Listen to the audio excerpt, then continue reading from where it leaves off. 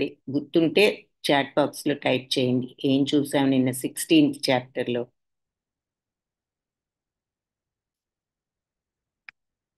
దైవాసుర సంపద విభాగ యోగం నిన్న చూశాము.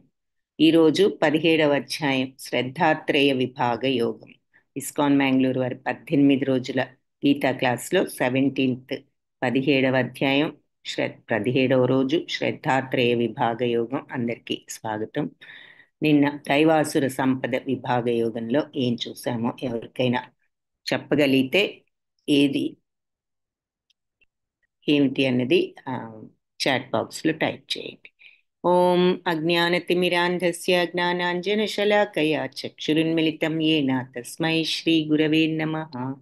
నమో ఓం విష్ణుపాదాయ కృష్ణప్రేష్ఠాయ భూతలే శ్రీమతే భక్తి వేదాంత స్వామి ఇతి నామినే.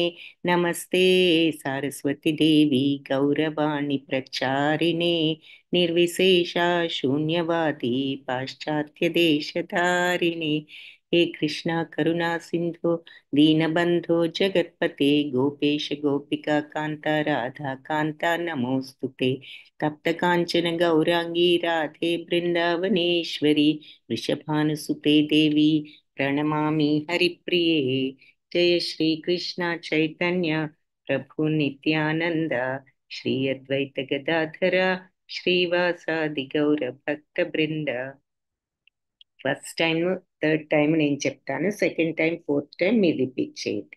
హరే కృష్ణ హరే కృష్ణ కృష్ణ కృష్ణ హరే హరే హరే రామ హరే రామ రామ రామ హరే హరే హరే కృష్ణ హరే కృష్ణ కృష్ణ కృష్ణ హరే హరే హరే రామ హరే రామ రామ రామ హరే హరే.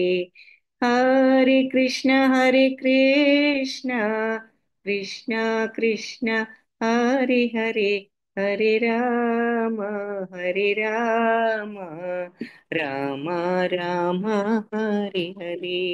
హరే కృష్ణ కృష్ణ కృష్ణ హరే హరే హరే రామ రామ రామ రామ హరే హరే. హరే కృష్ణ. ఎవరు ఫాలో అయినట్టుగా లేరు? మీరు ఈ కీర్తన్ని ఫాలో అవ్వండి నేను చెప్పినప్పుడు. ఓకే. హరే కృష్ణ. అర్జున ఉవాచతో ప్రారంభం ఈ 17వ అధ్యాయం శ్రద్ధాత్రేయ విభాగ యోగం.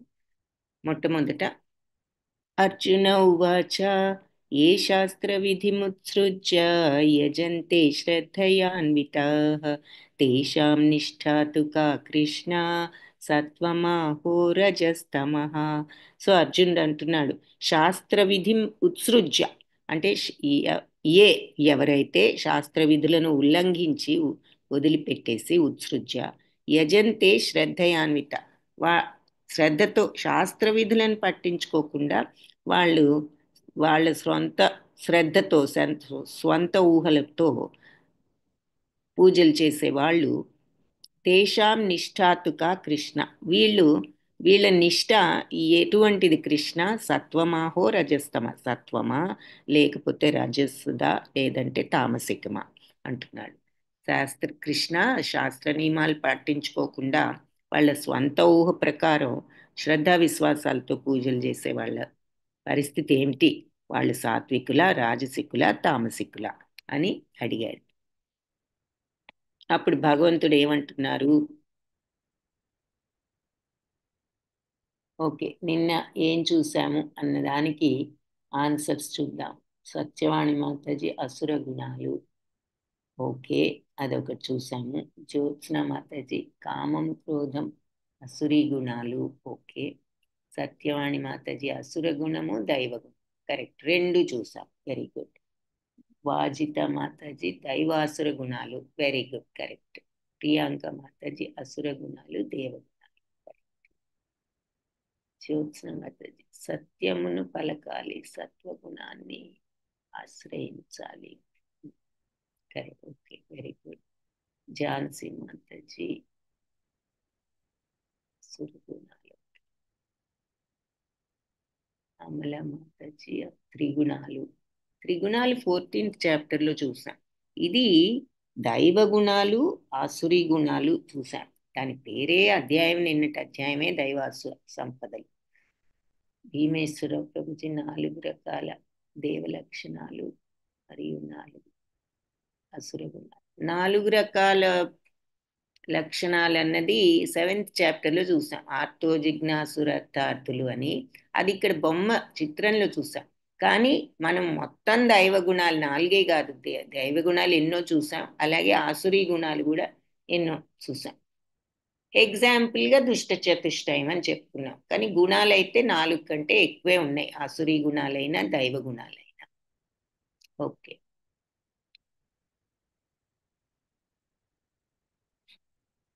భవ్యాసుర గుణాలు అన్నారు ఝాన్సీ మాతాజీ. అది భవ్యాసుర అనే మాట లేదు, దైవాసుర గుణాలు. ఓకే, మేబీ స్పెల్లింగ్ మిస్టేక్ ఏమో. Okay, very good.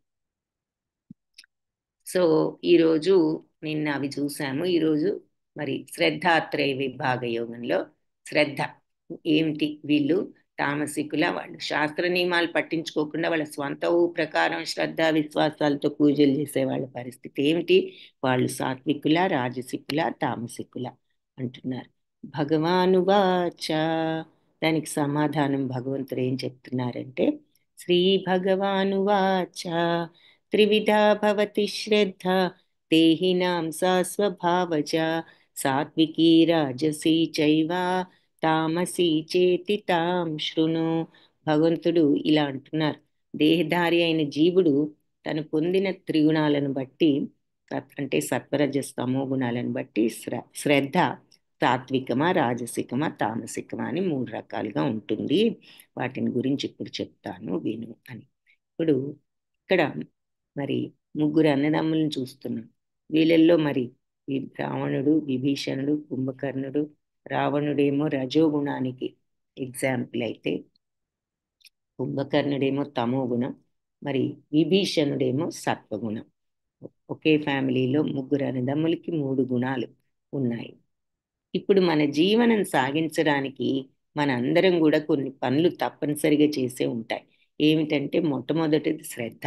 అంటే అందరికీ కూడా మనకి కొంత దేని మీద ఒకదాని మీద శ్రద్ధ అంటే ఇక్కడ నమ్మకం, దేని మీద ఒకదాని మీద నమ్మకం ఉంటుంది. కొందరికి దైవం మీద నమ్మకం ఉంటుంది, కొందరికి మన మీద, మనకి ఎవరైతే ఉపయోగపడతారో వాళ్ళ మీద నమ్మకం ఉంటుంది. అంటే మన యజమానులు లేదా బాస్లు, మనకు ఉపయోగపడే వాళ్ళు. లేదంటే కొంతమందికి ధనం మీద శ్రద్ధ ఉంటుంది, ఇంకా కొంతమందికి ఇలా ఏదో ఒక దాని మీద శ్రద్ధ ఉంటుంది ప్రతి వాళ్ళకు.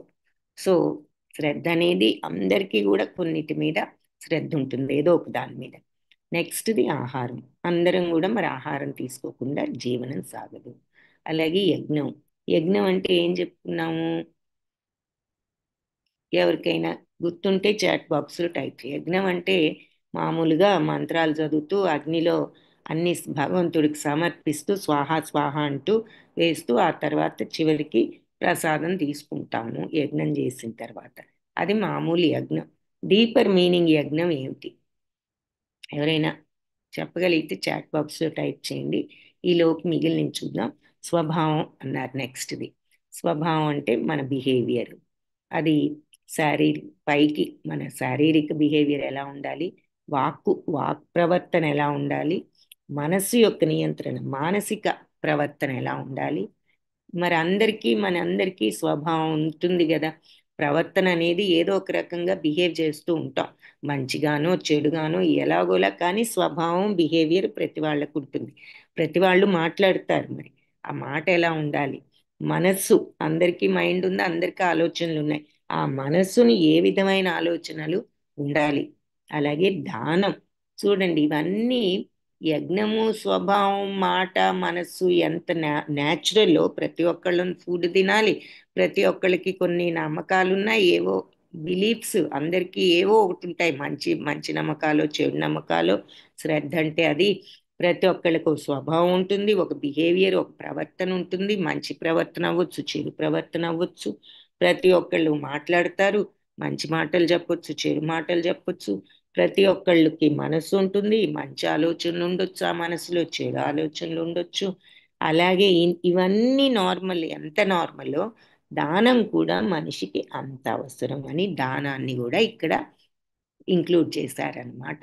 సో దానము అనేది అంత ఇంపార్టెంట్.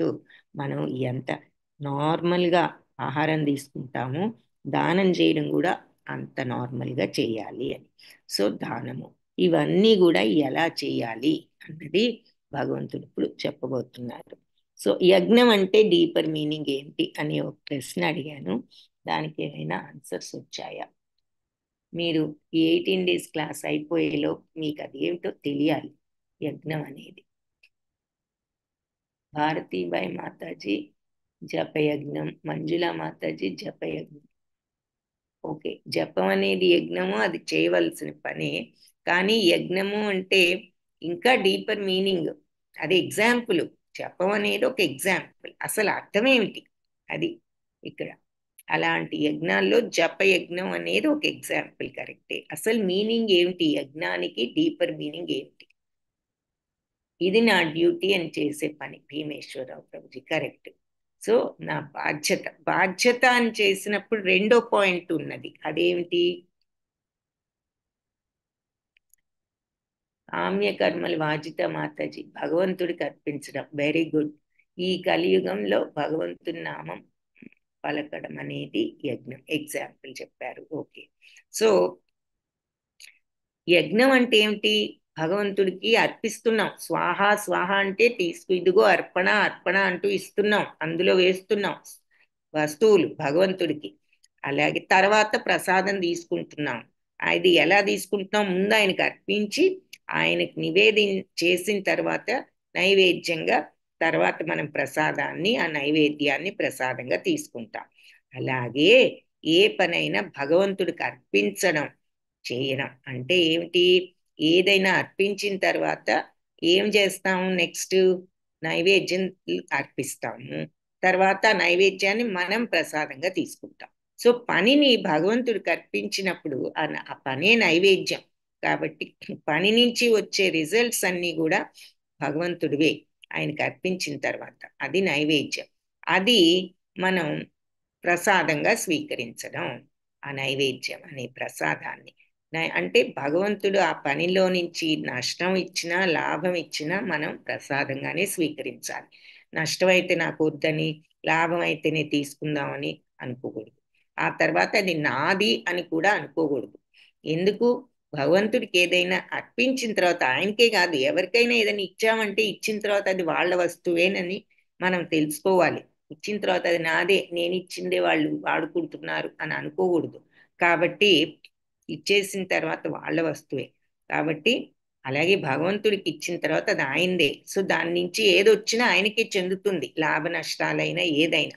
కానీ మనం తీసుకుంటున్నాం అంటే ఎలా తీసుకుంటున్నాం? యజ్ఞం నుంచి నైవేద్యాన్ని ప్రసాదంగా ఎలా తీసుకుంటున్నామో ఈ పని యొక్క ఫలితాన్ని కూడా ప్రసాదం లాగా తీసుకోవాలి. ఎందుకంటే ఫలితం భగవంతుడికి ఇచ్చాం, మనం తీసుకుంటున్నాం అంటే అది ప్రసాదం లాగా తీసుకోవాలి. నాది ఇది అనే భావంతో తీసుకోకూడదు.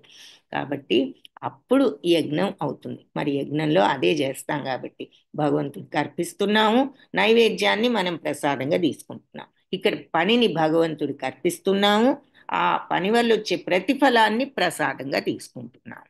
సో అది యజ్ఞము అంటే డీపర్ మీనింగ్ అనమాట. మనం చేసే ప్రతి పని భగవంతుడికి అర్పించి దాని నుంచి వచ్చేదాన్ని నైవేద్యంగా ఆయనకు అర్పించామనుకుని ప్రసాదంగా స్వీకరించడం.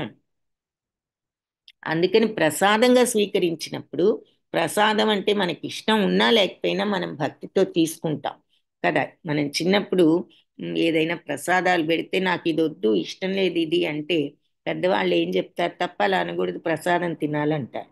అలా భగవంతుడు మనకి ఈ పనిని ఆయనకి అర్పించినప్పుడు లాభం వచ్చినా నష్టం వచ్చినా ఆయన ఇచ్చిన ప్రసాదంగా మనం స్వీకరించాలి సమత్వంతో, భక్తితో. అది యజ్ఞం.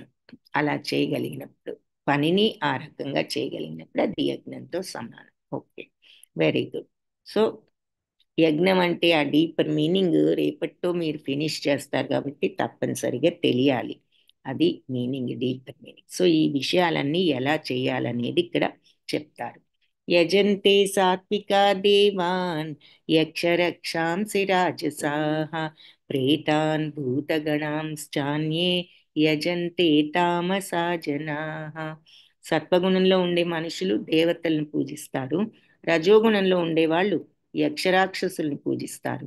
తమో గుణంలో ఉండేవారు భూత ప్రేతాలను పూజిస్తారు. ఇక్కడ చూపిస్తున్నారు దేవతలను. మరి సత్వగుణం వాళ్ళు దేవతలను, రజోగుణం వాళ్ళు యక్షరాక్షసుల్ని. అంటే ఈ రోజుల్లో రజోగుణం వాళ్ళు వాళ్ళకి ఎవరైతే ఉపయోగపడతారో వాళ్ళని పూజిస్తారంటే వాళ్ళ నాయకులను, రాజులను, మేనేజర్లను, బాసెస్ను, ఇలాంటి వాళ్ళు వాళ్ళ భౌతిక అవసరాలకు ఉపయోగపడే వాళ్ళని పూజించే గుణం రజోగుణం వాళ్ళకు ఉంటుంది. తమో గుణంలో ఉండే వాళ్ళు భూత ప్రేతాలను పూజిస్తారు. ఇక్కడ కొంతమంది భూత ప్రేతాలను పూజించటం ఈ రోజుల్లో ఇలాంటి వాళ్ళు ఉన్నారు.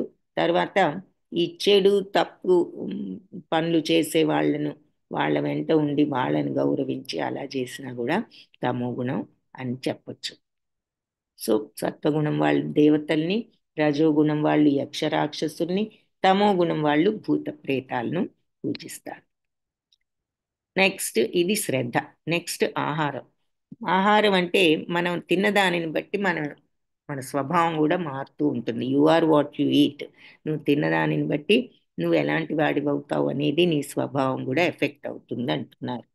సో ఆయుస్సత్వబలారోగ్య సుఖ ప్రీతి వివర్ధనా రస్యా స్నిగ్ధా స్థిరా హృద్య ఆహార సాత్విక ప్రియా. సత్వగుణంలో ఉన్న వారికి ప్రియమైన ఆహారాలు ఆయువుని పెంచుతాయి, బుద్ధి బలం, ఆరోగ్యం, ఆనందం, సంతృప్తిని ఇస్తాయి. సుఖప్రీతి వివర్ధన, అలాగే రస్యవంతం రసవంతం, స్నిగ్ధ పుష్టికరం, స్థిర ఆరోగ్యకరం, హృదయానికి ఆహ్లాదాన్ని కలిగించేవి. ఇటువంటి ఆహార సాత్విక ప్రియ, సాత్విక గుణం వారికి ప్రియమైనవి.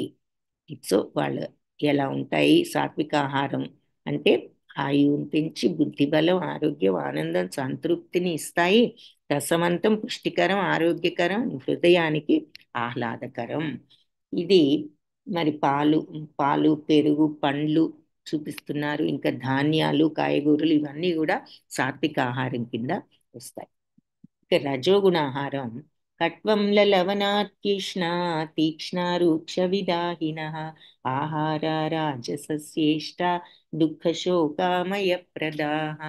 సో కట్వం అంటే చేదు, ఆమ్ల అంటే పుల్లగా, లవణ ఉప్పగా, ఉష్ణ అంటే మంచి వేడిగా అంటే కారంగా, తీక్ష్ణ అంటే ఘాటుగా అంటే మసాలాలు ఇవన్నీ, రూక్ష విదాహిన రసం అనేది లేకుండా ఎండిపోయినట్లు అంటే ఫ్రైడ్ ఫుడ్స్, విపరీతంగా ఫ్రై చేస్తే మరి దాంట్లో ఇంకేం మిగలదు కదా, జ్యూసు వాటర్ ఏది ఉన్నా అన్నీ కూడా ఇంకిపోతాయి. సో రూక్ష విదాహిన అంటే ఇక రసవంత ఎగిరిపోయినవి అంటే ఫ్రైడ్ ఫుడ్స్. ఇలాంటి ఆహారాలు రాజస శ్రేష్ట రజోగుణం వాళ్ళకి ప్రియమైనవి. దుఃఖ శోకామయ ప్రద, ఇవి దుఃఖాన్ని శోకాన్ని ఇస్తాయి. ఎందుకు మరి ఇప్పుడు కారం తింటే స్టమక్లో అల్సర్స్, ఉప్పు తింటే బీపీకి మంచిది కాదు. సో ఏదైనా ఇలా ఎక్కువగా తీసుకోవడం, మరి ఘాటు మసాలాలు అవి తీసుకుంటే కూడా మరి ఆరోగ్యానికి అంత మంచిది కాదు ఎక్కువ తీసుకుంటాం. సో ఇవన్నీ కూడా ఆ రకంగా దుఃఖాన్ని శోకాన్ని కలిగిస్తాయి. మరి కొంతమంది ఇలా మిరపకాయలు తింటూ ఉంటాము ఒక్కొక్కసారి, అవన్నీ కూడా హెల్త్కి మంచిది కాదు, దుఃఖ శోకామయ ప్రదాలు. ఇక తమోగుణ ఆహారం యాతయామం గతరసం పూతి పర్యుషితం చయత్ ఉచ్ఛిష్టమపి చామేధ్యం భోజనం తామస ప్రియం. తినడానికి 3 గంటల ముందు తయారు చేసిన ఆహారం అంటే మ్, మరి కొంతమంది అంటే ఫ్రెష్గా లేకుండా ఎప్పుడో వండి పడేసి లేట్గా ఎప్పుడో తినడం. కొంతమంది ఏమడుగుతారంటే మరి మేము 9ంటికి వంట చేసుకుని క్యారియర్ తీసుకుని ఆఫీస్కో కాలేజ్కో ఎక్కడికో వెళ్తాము, మరి మధ్యాహ్నం 12కో 1 గంటకో ఫోన్ చేస్తాము, అది మరి తమో గుణ ఆహారం అవుతుందా అని అడుగుతారు. ఇక్కడ అర్థం ఏమిటి అంటే వండిన తర్వాత దానిని ఫ్రెష్గా తీసుకోవడం అంటే ఒకవేళ ఇమ్మీడియట్గా తినలేనప్పుడు ఇలాంటి సరి అయిన రీజన్తో మరి మనం వెళ్ళాలి, ఉద్యోగం చేయాలి, లేదా కాలేజ్కి వెళ్ళాలి, ఇవన్నీ తప్పదు మనకు. ఇలాంటప్పుడు మనం ఎలా తీసుకువెళ్తాం ఆ భోజనాన్ని? వండి జాగ్రత్తగా దాన్ని ఒక క్యారియర్లో పెడతాం, దాన్ని చక్కగా మూత వేసుకుంటాం, తీసుకువెళ్తాం. మళ్ళీ భోజనం చేసేటప్పుడు మూత తీసి దాన్ని అలా ఫ్రెష్గా స్టోర్ చేసిన దాన్ని చక్కగా భద్రంగా మరి మనం ఓపెన్ చేసి తింటాం. అంతేగాని మూత లేకుండా పట్టుకువెళ్ళి ఇష్టం వచ్చినట్లు పడేసి ఎక్కడో పెట్టి దాన్ని అంతా మళ్ళీ కదిలిచ్చి కెలికి తర్వాత తినడం అది చేయం కదా. సో అలా పద్ధతిగా తీసుకుంటే ఓకే. సో తినడానికి 3 గంటల ముందంటే వండినది పద్ధతిగా వెంటనే వీలైనంత త్వరలో ఫ్రెష్గా తిను అని, అది అర్థం. మరి అలా కాకుండా వండేసి పడేసి మూతలు వేయకుండా ఎప్పుడో వండి ఎప్పుడో తిని ఇలా చేయడం, ఒకళ్ళు తిని ఆ పళ్ళాన మళ్ళీ దాని మీద మూత వేయకుండా ఇలా చేయడం కరెక్ట్ కాదు. అది తమో గుణం. వండిన ఆహారానికి కూడా మనం మర్యాద ఇవ్వాలి. దాన్ని వెంటనే తీసుకోవడం భక్తితో, లేదు అంటే భగవంతుడికి అర్పించి ముందు తీసుకోవాలి. తర్వాత ఆ, సరి అయిన పద్ధతిలో తను స్టోర్ చేయటం. ఒకవేళ ఇమ్మీడియట్గా తినలేకపోతే ఇలా మరి ఆఫీస్కి తీసుకువెళ్ళాల్సి వచ్చినా ఏదైనా దానిని చక్కగా మనం ప్యాక్ చేసుకుని మళ్ళీ భద్రంగా మనం తినబోయే ముందు ఓపెన్ చేసి పద్ధతిగా తినడం. సో అది ఆ, ఇంకా అంతకంటే ఆ క్యారియర్ 2 రోజులు తింటే మరి ఏమవుతుంది? అది మరి ఎంత ఎంత క్యారియర్లో పెట్టినా సో ఒక లిమిట్ అన్నమాట. ఇక్కడ పరిస్థితిని బట్టి మనకు వీలైనంత ఫ్రెష్గా దాన్ని స్టోర్ చేసుకుని తింటున్నాం. అది ఉమ్, తర్వాత రుచి లేని, కుళ్ళిన, వాసన పట్టిన, ఇతరులు తినగా మిగిలిన, అంటే అంటరాని వస్తువులు. అంటరాని వస్తువులు అంటే మీట్ ఇటువంటివి అనుకోవచ్చు. ఇతరులు అంటే ఇట్లా వండి పడేసి ఒకళ్ళు తిని మళ్ళీ ఇంకొకళ్ళు వచ్చి ఇంకా కొద్దిగా అందులో ఇంకొంత భాగం తిని అలా పద్ధతి లేకుండా చేయడం, ఆహారాన్ని ఆ రకంగా తీసుకోవడం కూడా తమో గుణం. తమో గుణం ఉన్న వాళ్ళు చేసే పనులు అని చెప్తున్నారు. ఇలా పడేయడం, అది కుళ్ళిపోయేటట్లు చేయడం, వాసన వచ్చేటట్లు చేయడం అంటే ఏంటి? వెంటనే తిననన్నా తిను, లేదంటే దాన్ని భద్రంగా స్టోర్ అన్నా చెయ్యి, ఏ కారణం చేతైనా ఇమ్మీడియట్గా తినలేకపోతే. అంతేగాని అలా పడేసి శ్రద్ధ లేకుండా చేస్తే అది కూడా తమో గుణాహారం అయిపోతుంది. సో ఈ మనకు వచ్చే ఈ జబ్బులు కూడా మరి ఈ ఆహారాన్ని బట్టి వస్తూ ఉంటాయి. మనం తినేది సవ్యంగా తింటే ఇలా ఉంటాం మరి సాత్విక ఆహారంతో. అదే మరి తినకూడనివి తిన్నా ఉంటే ఇలా ఉంటాం అని చెప్పి ఇక్కడ ఎగ్జాంపుల్ చూపిస్తున్నారు. సో సాత్విక ఆహారం అంటే మరి కాయగూరలు, పళ్ళు, ధాన్యాలు ఇవన్నీ చూసాము. రజోగుణ ఆహారాలంటే మరి విపరీతంగా మసాలాలు, ఫ్రైడ్ ఫుడ్స్, కారాలు, ఉప్పులు అన్నీ ఎక్కువగా తినడం, ఘాటు ఇవన్నీ. తర్వాత కాఫీలు, ఇవన్నీ చూపిస్తున్నారు. తమో గుణాహారం అంటే ఇక మరి మీట్ ఎక్కువగా అన్ని తినడం. ఉమ్, ఈ ఐస్ క్రీమ్ మరి 3 స్కూప్స్, ఒకటి కాదు రెండు కాదు, 3 స్కూప్స్ ఐస్ క్రీమ్ ఇట్లా అతిగా తిన్నా కూడా అది తమో గుణం అవుతుంది. సత్వగుణంలో మరి మనకి ఆ, సమత్వం ఉంటుంది, ఉమ్, నిర్మలత్వం ఉంటుంది, పాజిటివ్ థింకింగ్, మరి శాంత తత్వం ఉంటుంది, స్వచ్ఛత ఉంటుంది. అదే రజోగుణం ఉన్నప్పుడు ఎప్పుడూ ఆందోళన, ఏదో చేయాలనే తపన, విపరీతమైన కోరికలు.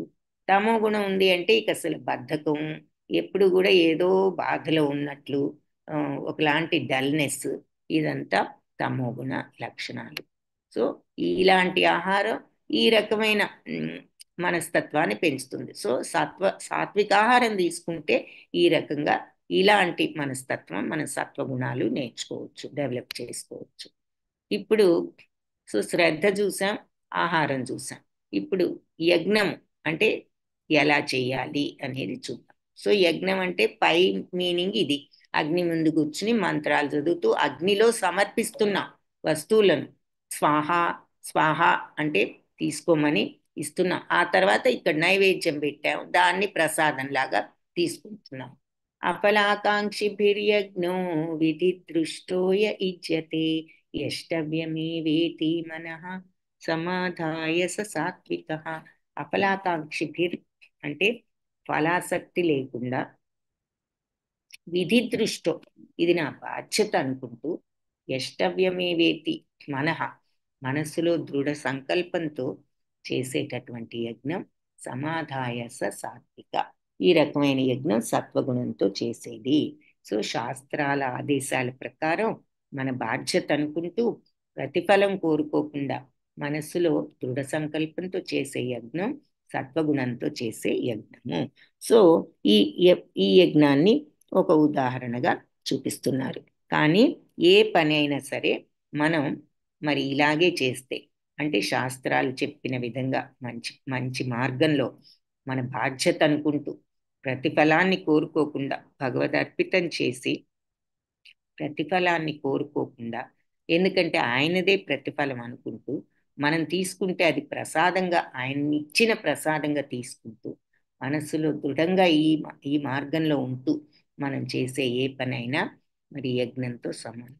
సరే, ఇంకొకటి సంకీర్తన యజ్ఞం ఈ కలియుగంలో ఒక ఎగ్జాంపుల్ అది భగవంతుణ్ణి చేరడానికి. కానీ సంకీర్తనే కాదు, ఏ పని చేసినా ఇలా చేయడం అంటే అప్పుడు అది యజ్ఞంలాగా అవుతుంది. మనం ఒక సంకీర్తనతోనే ఆపడం లేదుగా, ఇంకెన్నో పనులు చేస్తున్నాం. సో ఆ పనులన్నీ ఎలా చేయాలంటే ఇలా యజ్ఞంలాగా చేయాలి. ఇంకా నెక్స్ట్ అది సత్వగుణ యజ్ఞం. ఇప్పుడు రజోగుణ యజ్ఞం ఎలా ఉంటుంది? అభిసంధాయతు ఫలం దంబార్థమపి చైవయత్ ఇజ్యతే భరత శ్రేష్ఠ తం యజ్ఞం విద్ధి రాజసం. సో భరత శ్రేష్ఠ, ప్రతిఫలాపేక్షతో అహంకారం కోసం చేసే యజ్ఞం రజోగుణ యజ్ఞం యొక్క స్వభావం అని నువ్వు తెలుసుకో అని చెప్తున్నాడు. సో ఇతను ఇప్పుడు ఇక్కడ ఎగ్జాంపుల్గా ప్రతిఫలం అపేక్ష మీద అపేక్షతో చేస్తున్నాడు, అంటే గొప్ప కోసం చేస్తున్నాడు. నేను ఇస్తున్నాను, అందరూ చూసి నన్ను పొగడాలి అని. సో అలా ప్రతిఫలంతో అందరితో పూజించుకోవాలి అని ఇలాంటి ప్రతిఫలం ఏదో ఆశిస్తూ చేసేటటువంటి పని రజోగుణ యజ్ఞం. విధిహీనం అసృష్టాన్నం మంత్రహీనం అదక్షిణం శ్రద్ధావిరహితం యజ్ఞం తామసం పరిచక్షతే. విధిహీనం అంటే సరైన పద్ధతి లేకుండా, అంటే శాస్త్ర నిర్దేశాల పట్ల గౌరవం లేకుండా, అంటే శాస్త్రాలు చెప్పినట్లు కాకుండా దానికి ఎగెయిన్స్ట్ గానో వాళ్ళు ఇష్టం వచ్చినట్లు ఆపోజిట్ గానో చేయడం. అసృష్టాన్నం అంటే ప్రసాదం అనేది లేకుండా, మరి యజ్ఞం చేసినప్పుడు ప్రసాదం ఉండాలి, నైవేద్యం పెట్టాలి. ప్రసాదం ఎవరికి పంచిపెట్టకుండా ఆ నైవేద్యాన్ని అందరికీ ప్రసాదంగా ఇవ్వడం. ఆ ప్రసాద వితరణ లేకుండా, మంత్రహీనం వేద మంత్రోచ్చారణ లేకుండా, అదక్షిణం దక్షిణ లేకుండా, శ్రద్ధావిరహితం అసలు శ్రద్ధే లేకుండా చేసిన యజ్ఞం తామసం పరిచక్షతే, తమోగుణ యజ్ఞం అని చెప్తారు. ఇక్కడ ఈ తమోగుణ యజ్ఞానికి ఈ చిత్రాన్ని ఎందుకు చూపిస్తున్నారు? ఎవరైనా చెప్పగలరా ఎగ్జాంపుల్గా? తమోగుణ యజ్ఞం అంటే ఏం చెప్పుకున్నాము? శాస్త్రాల పట్ల గౌరవం లేకుండా, ప్రసాద వితరణం లేకుండా, వేద మంత్రోచ్చారణ లేకుండా, దక్షిణ లేకుండా, మరి యజ్ఞం చేసిన బ్రాహ్మణుడికి పురోహితుడికి దక్షిణ ఇస్తాం. వీళ్ళు దక్షిణ లేకుండా అశ్రద్ధతో చేసే యజ్ఞం, అసలు శ్రద్ధే లేకుండా చేసిన యజ్ఞం తమోగుణ యజ్ఞం అంటున్నారు. దానికి ఉదాహరణగా ఈ చిత్రాన్ని చూపిస్తున్నారు. ఎందుకు ఈ చిత్రాన్ని చూపిస్తున్నారో ఎవరైనా చెప్పగలిగితే చాట్ బాక్స్ లో టైప్ చేయండి. ఈలోపు నెక్స్ట్ శ్లోక చూద్దాం. దేవద్విజ గురు ప్రాజ్ఞ పూజనం శౌచమార్జవం. సో ఇది యజ్ఞం చూసాం. ఇప్పుడు తపస్సు, ఐ మీన్ శ్రద్ధ, ఆహారం, యజ్ఞం. ఇప్పుడు స్వభావం ఎలా ఉంటుంది అనేది చూద్దాం. దేవద్విజ గురు ప్రాజ్ఞా పూజనం శౌచమార్జవం బ్రహ్మచర్యం అహింసా చ శారీరం తప ఉచ్యతే. దేవదేవుణ్ణి, ద్విజులు అంటే బ్రాహ్మణుల్ని, గురువుల్ని, ప్రాజ్ఞులు అంటే అన్నీ తెలిసిన పెద్దవాళ్లను పూజించడం, శౌచం అంటే పవిత్రంగా ఉండటం, శుభ్రత అంటే పవిత్రం, క్లెన్లీనెస్ అంటే క్లీన్గా ఉంది అంటే వస్తువు పైకి మనం క్లీన్గా ఉన్నామంటే బాడీ క్లీన్ చేసి ఊరుకోవడం కాదు, లోపల మనస్సు పవిత్రంగా ఉంచుకోవడం. శౌచం అంటే పవిత్రత. ఆర్జవం అంటే మృదుత్వం. బ్రహ్మచర్యం, మరి మనందరం గృహస్థులం కదా, బ్రహ్మచర్యం అంటున్నారు అని డౌట్ వస్తే, బ్రహ్మచర్యం అంటే సరి అయినటువంటి వివాహేతర సంబంధాలు లేనప్పుడు అది బ్రహ్మచర్యం కిందే చూడొచ్చు భక్తులకు. ఆ తర్వాత అహింస అంటే ఏ జీవిని హింసించకుండా ఉండటం, అలాగే ఎవరిని మాటలతో కూడా హింసించకుండా ఉండటం. శారీరం తప ఉచ్యతే, ఇది శరీరంతో చేసే తపస్సు అని చెప్తారు అని చెప్తున్నారు. సో భగవంతుణ్ణి, బ్రాహ్మణుల్ని, గురువుల్ని, తల్లిదండ్రుల వంటి పెద్దల్ని పూజించడం, పవిత్రంగా ఉండడం, శుచిత్వం, సరళత్వం, బ్రహ్మచర్యం, అహింస, ఇవన్నీ కూడా శరీరంతో చేసే తపస్సులు అంటే సాత్విక తపస్సులు. ఇంకా సో ఈ ఎగ్జాంపుల్ ఎందుకు చెప్పారు అంటే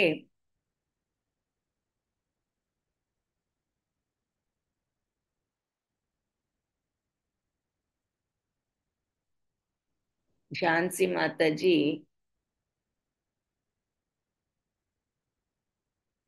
ప్రకస్తగా ఉండటం, అనుష మాతాజీ హింస చేస్తున్నారు కాబట్టి ఓకే కరెక్ట్. ఝాన్సీ మాతాజీ హింసించడం, భీమేశ్వరరావు ప్రభుజీ శాస్త్ర ప్రకారం లేకుండా చేస్తున్న పని కరెక్ట్. జ్యోత్స్న మాతాజీ మంట వెలిగించి నాశనం నాశనం తెలుపుట, నిరాశన తెలుపుట ఓకే. భారతీబాయి మాతాజీ ప్రతిఫలం ఆశించి, ప్రతిఫలం ఆశించి చేసేది రజోగుణ యజ్ఞం, ఇది తమోగుణ యజ్ఞం. సో తమోగుణ యజ్ఞంలో మెయిన్ పాయింట్ ఏమిటి అంటే ఇది ఇప్పుడు మనకి కొన్ని కరెక్ట్గా చెప్పారు. ఏది శాస్త్ర నిర్దేశాలు లేకుండా చేసే పని, చెడు పనులు, ఎదుటి వాళ్ళకి హింస కలిగించే పని. సో అవి ఆ పాయింట్స్ గుర్తుంచుకోవాలన్నమాట. ఇప్పుడు ఇక్కడ ఏం చేస్తున్నారు, వీళ్ళు వస్తువుల్ని తెచ్చి తగలబెడుతున్నారు. మనం ఈ రోజుల్లో చూస్తూ ఉంటాం, ఈ స్ట్రైక్స్ అని చేస్తూ ఉంటారు, సమ్మెలు. ఒక్కొక్కసారి చేస్తే చేశారు, వాళ్ళ కారణాలకి చెప్పుకుంటూ ప్రొసెషన్ చేస్తే బాగానే ఉంటుంది. కానీ వెళ్ళి అవతల వాళ్ళ షాపుల్లో ఇళ్లలో వస్తువులు తీసుకొచ్చి రోడ్డు మీద పడేసి తగలబెడితే అది మరి సరి అయిన ప్రవర్తన ఎలా అవుతుంది? మరి అవతల వాళ్ళకి శాస్త్ర నిర్దేశాలు అటువంటి అవతల వాళ్ళకి నష్టం కలిగించే పనులు చేయమని చెప్పలేదు. సో శాస్త్ర నిర్దేశాల పట్ల గౌరవం లేకుండా చేస్తున్నారు. ప్రసాద వితరణ, ఏదైనా పని చేసినప్పుడు అవతల వాళ్ళకి మనకున్న ప్రసాదాన్ని పంచడం. ప్రసాదం అంటే మనం ఒక్కళ్ళమే తినం కదా, ఎవరుంటే వాళ్ళకి అందరికీ పంచుతాం. అలాగే మనకు వచ్చేటటువంటి భగవంతుడు ఇచ్చిన ఈ లాభాన్ని నలుగురికి పంచడం. అందుకే దానం అనేది అంత ఇంపార్టెంట్. మనకి లిస్టులో దానం ఉన్న కారణం కూడా అది. మనకి ఏదైనా ధనం వచ్చినా లాభం వచ్చినా వ్యాపారంలో భగవంతుడు ఇచ్చాడు మనకి ఇది ప్రసాదం అనుకుని మనకి చేతనైన రీతిలో నలుగురికి సహాయపడాలి. సో అది లేకపోగా వీళ్ళు ఏం చేస్తున్నారు, ప్రసాద వితరణం లేకపోగా వీళ్ళు అవతల వాళ్ళ వస్తువుల్ని వాళ్ళకు ఉన్నదాన్ని కూడా నాశనం చేస్తున్నారు. తర్వాత వేద మంత్రోచ్చారణ, పవిత్రమైన వేద మంత్రాలు బదులు వీళ్ళు ఇలా చెడు మాటలతో ఈ రకమైన పనులు చేస్తున్నారు. దక్షిణ, చేసిన బ్రాహ్మణుడికి దక్షిణ ఇవ్వకపోగా వాళ్ళకున్న దాన్ని లాక్కుని ఇలా పాడు చేస్తున్నారు. సో శ్రద్ధ అనేది ఏమైనా ఉందా? అశ్రద్ధ. శ్రద్ధ అంటే సరి అయిన శ్రద్ధ అంటే భగవంతుడి మీద నమ్మకం, అదేమీ లేకుండా వీళ్ళు చేసే ఈ యజ్ఞం, ఇలాంటి పనులన్నీ కూడా తమోగుణ యజ్ఞాలు. ఈ రోజుల్లో తమోగుణ యజ్ఞానికి ఎగ్జాంపుల్స్ అన్నమాట ఇవన్నీ. ఓకే. సో ఇప్పుడు ప్రవర్తన చూసాం. ఎలా ఉండాలంటే పెద్దవాళ్ళను, బ్రాహ్మణులను, గురువులను, తల్లిదండ్రులను పూజించడం, పవిత్రంగా ఉండడం, శుచిత్వం, సరళత్వం, బ్రహ్మచర్యం, అహింస, ఇవన్నీ కూడా శరీరంతో చేసే తపస్సులు. ఇంకా వాక్ తపస్సు, మానసిక తపస్సు కూడా ఎలా ఉంటాయి, సాత్వికం అన్నమాట ఇవన్నీ.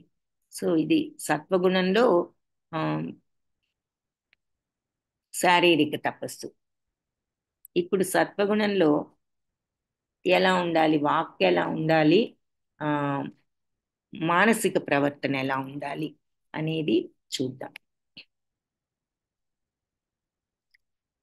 అనుద్వేగకరం వాక్యం సత్యం ప్రియాహితం చయత్ స్వాధ్యాయాభ్యసనం చైవ వాంగ్మయం తప ఉచ్యతే.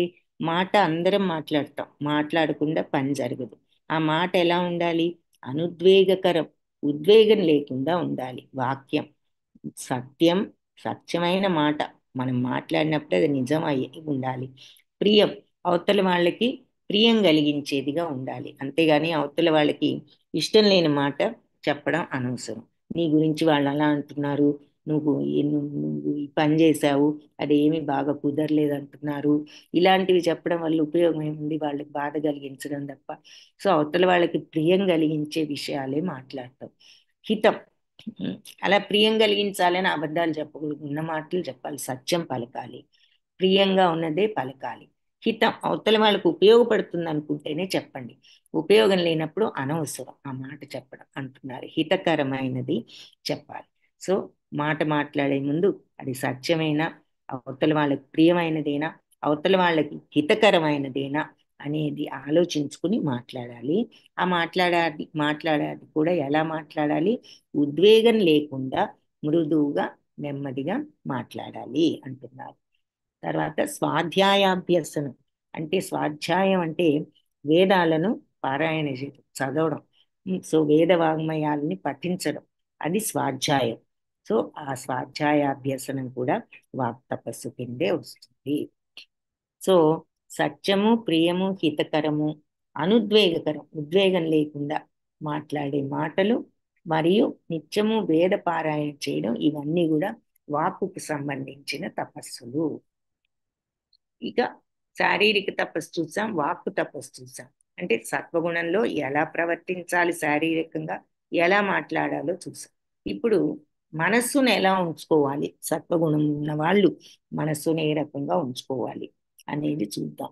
మన ప్రసాద సౌమ్యత్వం, మౌనమాత్మా వినిగ్రహ, భావ సంశుద్ధిరిత్యేతత్ తపో మానసముచ్యతే. మనఃప్రసాదం అంటే సౌమ్యత్వం, తృప్తి, తర్వాత ఉమ్, మనఃప్రసాదం అంటే తృప్తిగా ఉండడం, సౌమ్యత్వం అంటే మరి ఎదుటి వాళ్ళ పట్ల ఉమ్, వంచన లేకుండా నిర్మలంగా ఉండడం. మౌనం, మౌనం అంటే మన పైకి మాట్లాడకుండా ఉండటమే కాదు, మనస్సును కూడా అనవసరపు ఆలోచనలు లేకుండా ఉంచగలగటం. అందుకే మా ఊరికినే కూర్చుంటే 100 ఆలోచనలు వస్తాయి. అందుకే భగవంతుడి వైపు మనస్సును తిప్పాలి అంటే మన ఖాళీ ఉన్నప్పుడు ఖాళీగా మన నామస్మరణ చేసుకుంటే బెటర్. మంత్రము అంటే ఏం చెప్పుకున్నాం? మనస్సును త్రయింపజేసేది అని. త్రయింపజేయటం అంటే విడుదల చేయటం. దేని నుంచి విడుదల చేస్తుంది? మరి ఈ భౌతిక ప్రపంచపు ఆలోచనలు, వ్యామోహాల నుంచి విడుదల చేసి భగవంతుడి వైపు తిప్పేది మంత్రం. కాబట్టి ఆ మంత్ర జపం చేసుకుంటే బెటర్, టైం ఉన్నప్పుడు ఈ అన్నెసరీ థాట్స్ తెచ్చుకునే బదులు. సో అలా మౌనం, మనస్సును అన్నెసెసరీ థాట్స్ లేకుండా క్వైట్ చేసుకోవడం. ఆత్మ వినిగ్రహ అంటే ఆత్మ నిగ్రహం, సెల్ఫ్ కంట్రోల్. ఏది ఇంద్రియాలు ఏది చూస్తే అది కావాలనుకోవడం, ఏది మాటలు కానీ వినిపించినప్పుడల్లా వెళ్ళిపోయి వినాలనుకోవడం, వాళ్ళ మీద వీళ్ళ మీద చెప్పుకోవడం, లేదంటే ఇట్లా ఈ వాసనలు వచ్చినప్పుడల్లా వెళ్ళి తినేయాలనుకోవడం, వీటన్నిటినీ మనం కంట్రోల్ చేసుకోవటం. ఇంద్రియ నిగ్రహణ. భావ సంశుద్ధి అంటే మరి స్వభావాన్ని, భావాల్ని, ఆలోచనల్ని క్లీన్గా ఉంచుకోవడం, చెడు మలినమైన కల్మషమైన ఆలోచనలు లేకుండా. ఇత్యేతత్, ఇవన్నీ కూడా ఉమ్, తత్, తపో మానసం అంటే మనస్సుకు సంబంధించిన తపస్సులని ఉచ్యతే చెప్పబడతాయి. సో తృప్తి, సరళత్వం, మౌనం అంటే ఆ మనస్సును కూడా వైట్ చేసుకోవడం, అన్నెసరీ థాట్స్ లేకుండా, ఆత్మ నిగ్రహం, ఇంద్రియ నిగ్రహం, సెల్ఫ్ కంట్రోల్, ఇవన్నీ పవిత్రంగా ఉండటం, ఇవన్నీ కూడా మానసిక తపస్సులు. అంటే సత్వగుణంలో శారీరక తపస్సు ఏంటి, వాక్ తపస్సు ఏంటి, మానసిక తపస్సు ఏంటో చూసాం. ఇప్పుడు రజోగుణ తపస్సు ఎలా ఉంది? సత్కారమాన పూజార్థం తపోదంభేన చైవ యత్ క్రియతే తదిహ ప్రోక్తం రాజసం చలమధ్రువం. ఇతరుల నుండి సత్కారం, గౌరవం, సన్మానం, మరి పూజార్థం, పూజలు పొందాలని, సత్కారాలు, సన్మానాలు, గౌరవం పొందాలని, తపోదంభేన చైవ యత్, గర్వంతో చేసే తపస్సులు రజోగుణ తపస్సులు. క్రియతే తదిహ ప్రోక్తం అంటే ఇది ఆ, ఈ ఈ లోకంలో ఇది ఆ, అధ్రువం, అంటే ఇది పర్మనెంట్ కాదు, అస్థిరం, స్థిరమైనది కాదు, శాశ్వతము కాదు అని చెప్పి చెప్తున్నాను. సో ఇతరుల నుంచి గౌరవం, సన్మానం, పూజలు పొందడం కోసం గర్వంతో చేసే తపస్సులు రజోగుణానికి చెందిన తపస్సులు. ఇవి దీనివల్ల వచ్చేది ఏదైనా సరే నీకు అస్థిరమే, అశాశ్వతమైన, ఏ బెనిఫిట్ ఉండదు, ఏది వచ్చినా నీకు అశాశ్వతమే అని చెప్తున్నారు. అంటే మరి ఉమ్, బంధాలు లేకుండా నీకు పుణ్యాన్ని కలిగించింది, ముక్తిని కలిగించింది ఏదైనా అశాశ్వతం. అంటే ఈ భౌతిక ప్రపంచంలో నీకు లాభాలు రావచ్చేమో కానీ నీకు పర్మనెంట్ బెనిఫిట్ ఆధ్యాత్మికంగా ఏది కూడా లేదు ఈ రజోగుణ తపస్సులో. అందరితో పొగిడించుకోవాలని, గౌరవింపబడాలని, సన్మానింపబడాలని చేసేటటువంటి పనులు. ఇక్కడ ఎగ్జాంపుల్ ఏం చూపిస్తున్నారు?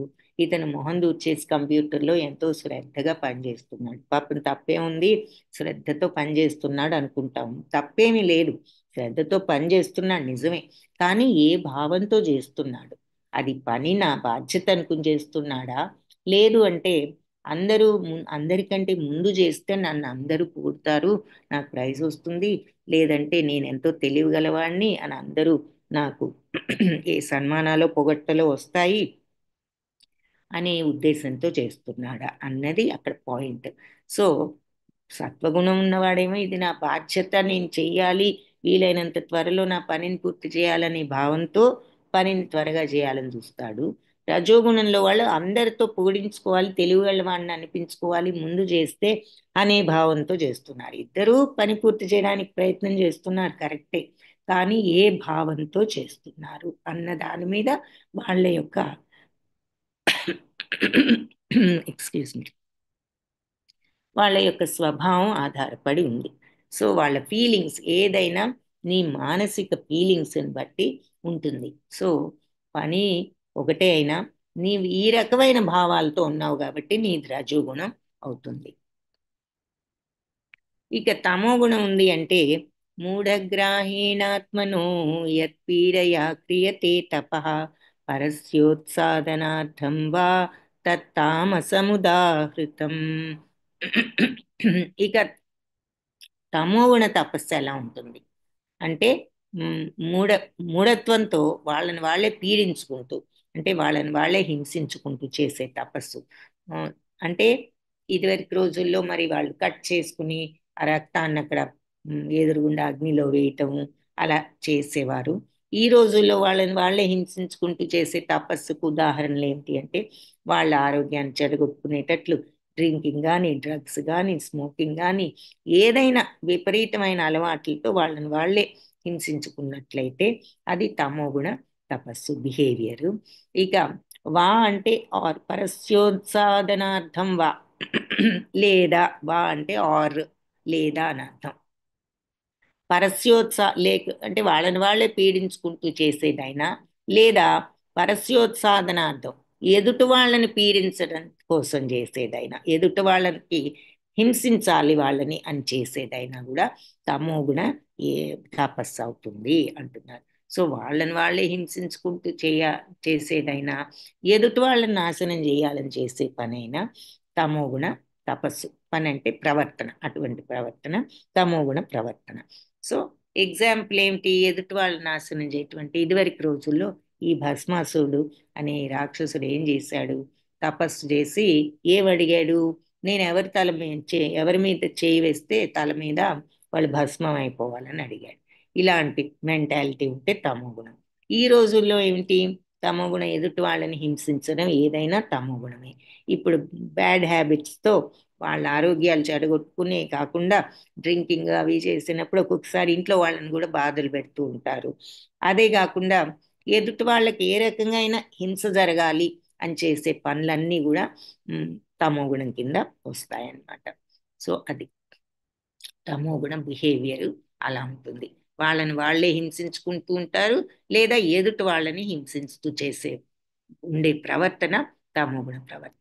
రాజోగుణ ప్రవర్తన ఏమో మరి ఉమ్, అవతల ఏది చేసినా అందరితో మనం పూడించుకోవాలి, అందరితో మెప్పించుకోవాలి, అందరూ మనల్ని సన్మానించాలి అనుకుంటూ చేస్తే అది రజోగుణ ప్రవర్తన. ఇక తమో గుణం సత్వగుణ ప్రవర్తన అంటే మన డ్యూటీ కాబట్టి మనం దాన్ని చేస్తూ పెద్దవాళ్ళని అందరినీ గౌరవించడం, పూజించడం, పవిత్రంగా ఉండటం, సరళత్వంతో ఉండటం, మరి ఎవరిని హింసించకుండా ఉండడం, వాక్కేమో మరి ఉద్వేగం లేకుండా సత్యము, ప్రియము, హితకరంగా మాట్లాడటం, వేదాలు చదువుకుంటూ ఉండడం, ఆ తర్వాత ఉమ్, మరి మనస్సును పవిత్రంగా ఉంచుకోవడం, ఇవన్నీ కూడా సత్వగుణంలో చేసే తపస్సులు. ఇప్పుడు ఇక అన్నీ చూసేసాము. ఇక లాస్ట్ది దానం.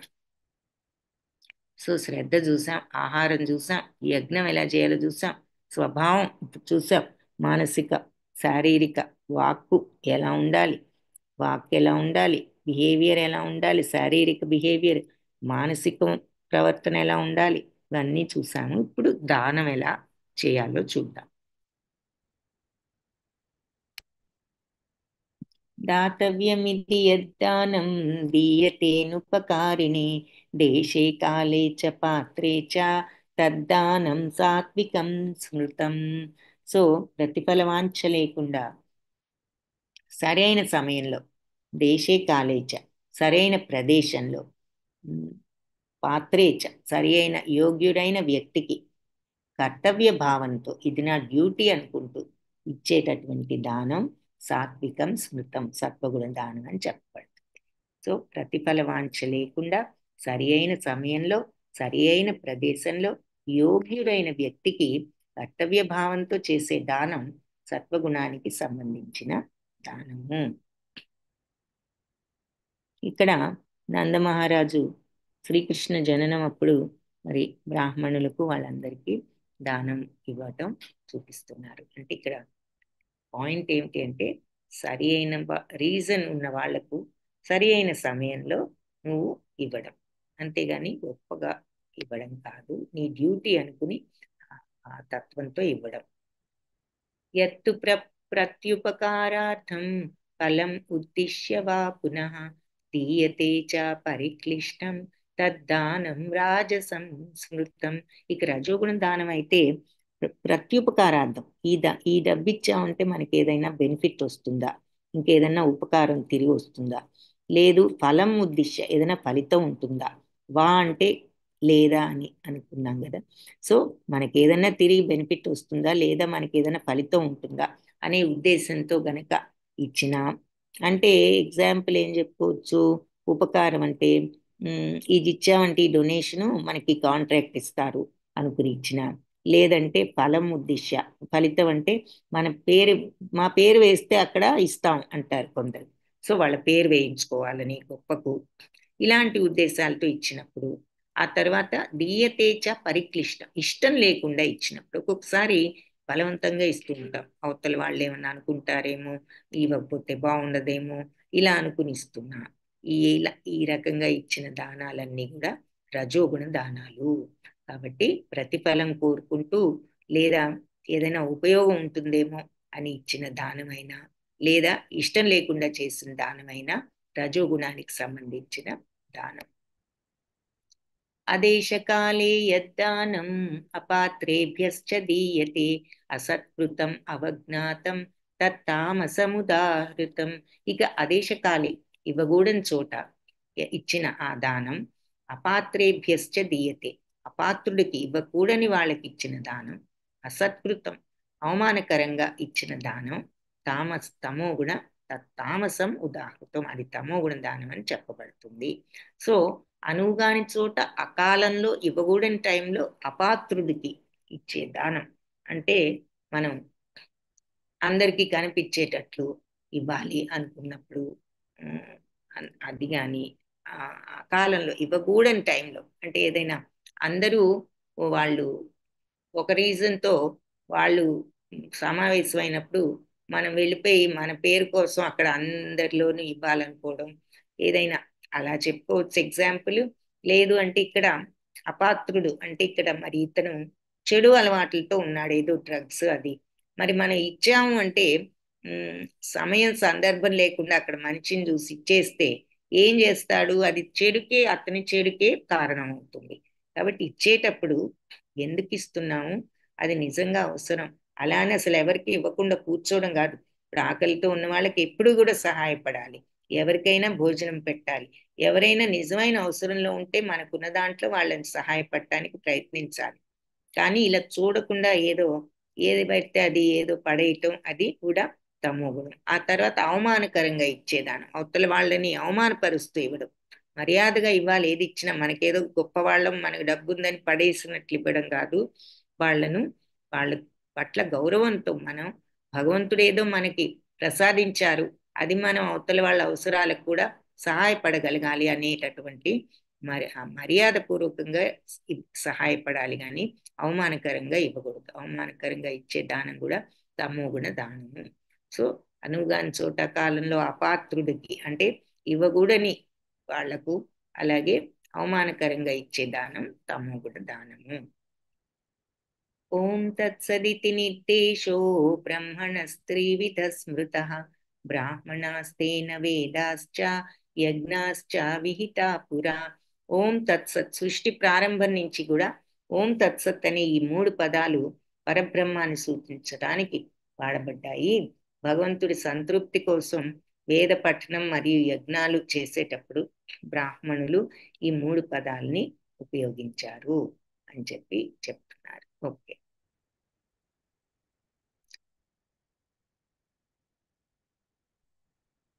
ఓం తత్ అంటే ఆ అని, సత్ అంటే సత్యమా అని భగవంతుడే పరమ సత్యం. సత్యం అంటే ఏమిటి? మార్పు లేనిది, శాశ్వతమైనది. కాబట్టి భగవంతుడు మార్పు లేనివాడు, శాశ్వతమైన వాడు. కాబట్టి ఆయన్ని పరమ సత్యం అని ఈ రకంగా ఓం తత్సత్ అని మొదటి నుంచి, సృష్టి ప్రారంభం నుంచి కూడా ఆయన్ని ఈ రకంగా చెప్పారు. అశ్రద్ధయా హుతం దత్తం తపస్తప్తం కృతం చయత్ అసదిత్యుచ్యతే పార్థ నచ తత్ప్రేత్యనో ఇహ. అశ్రద్ధతో చేసిన హుతం, యజ్ఞమైన, దత్తం దానమైన, తపస్సైన, కృతం చేయత్ అశ్రద్ధతో చేసినట్లయితే అది అసదిత్యుచ్యతే, అది అసత్యమనే చెప్తారు. అది నిజమైనది కాదు పార్థ. నచ తత్ప్రేత్య నో ఇహ. అది ఈ జన్మలో అయినా నీకు ఈ పై జన్మలో కూడా నీకు పనికిరాదు. భగవంతుడిపై విశ్వాసం లేకుండా నువ్వు చేసే యజ్ఞమైన, దానమైన, తపస్సైనా, ఎలాంటిదైనా కూడా అశాశ్వతం. ఏదైనా సరే నీకు విశ్వాసం లేకుండా చేసావంటే అది, నువ్వు ఏ పనైనా అది అశాశ్వతం, అసత్ అని అంటారు దాన్ని. ఇది ఈ జన్మలో అయినా నీకు నెక్స్ట్ జన్మలో కూడా అది పనికిరాదు అంటున్నారు. సో ఏది చేసినా భగవంతుడిపై విశ్వాసంతో చేయాలి. ఆయన మీద నమ్మకం లేకుండా మనం చేసినప్పుడు అది అనవసరం, అది అసత్యమే. నీకు దానివల్ల ఈ జన్మలో కానీ ఏ జన్మలో కానీ నీకు దానివల్ల ఏ ఉపయోగము లేదు. హరే కృష్ణ కృష్ణ కృష్ణ హరే హరే, హరే రామ రామ రామ హరే హరే. కృష్ణం వందే జగద్గురుం. మరి మనం ఈ 4 త్రిగుణాలు మూడింటిని అధిగమించినప్పుడు శుద్ధ సత్వానికి వెళ్ళడానికి ప్రయత్నించాలి. సో మనం చూసాం కదా మరి ఈ పాఠంలో సత్వగుణంలో ఎలా చేయాలో, రజోగుణంలో ఎలా చేయాలో, తమో గుణంలో ఎలా చేయాలో ఈ విషయాలన్నీ చూసాం. సో మనం అన్నీ కూడా సత్వగుణంలో చేస్తూ ఆ తర్వాత ఆ సత్వగుణాన్ని కూడా అధిగమించి నేనేదో చేస్తున్నాను అనే ఫీలింగ్ వదిలి ఇది న్యాచురల్గా ఆ సాత్వికంలోకి వెళ్ళగలిగినప్పుడు శుద్ధ సత్వం అవుతుంది.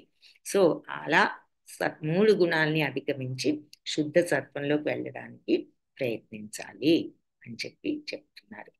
వాంఛాకల్పతరుభ్యశ్చ కృపా సింధుభ్య ఏవ చ పతితానాం పావనేభ్యో వైష్ణవేభ్యో నమో నమః.